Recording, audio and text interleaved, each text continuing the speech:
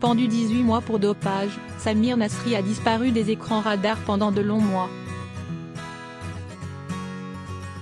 Dans une interview accordée au site du quotidien sportif L'Équipe, l'ancien milieu de terrain de l'équipe de France de football a confirmé la naissance de son premier enfant.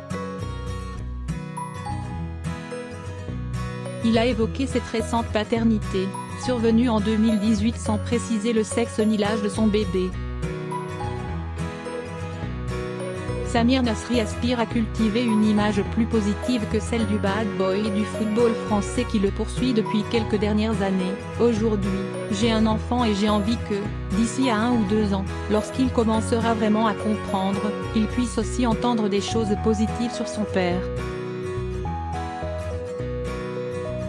C'est tout. Samir Nasri n'en a pas dit plus sur ce nouveau rôle de papa à l'âge de 31 ans. On ne connaît pas non plus l'identité de sa compagne. Très actif sur les réseaux sociaux pendant de nombreuses années, le footballeur a tout coupé pendant de longs mois en 2018 et se contente désormais de poster des photos sur sa carrière de joueur. Il n'en veut plus à Deschamps. Après avoir vécu une histoire d'amour avec l'ex-tenniswoman, Tatiana Golovin, l'ancienne star de l'Olympique de Marseille avait partagé sa vie avec le mannequin britannique Anara Attan avant une séparation amère fin 2015. À l'époque, Samir Nasri avait posté un message énigmatique sur son compte Instagram: « La solitude est largement préférable à de la mauvaise compagnie ».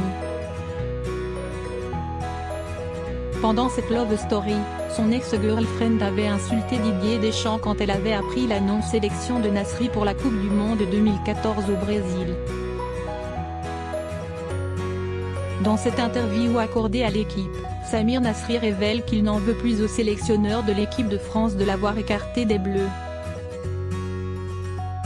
« J'ai fait le deuil en 2014, affirme-t-il. Il se dit très heureux pour ses anciens coéquipiers Adil Rami et Steven Nzonzi de les avoir vus triompher lors de la dernière Coupe du Monde au Brésil.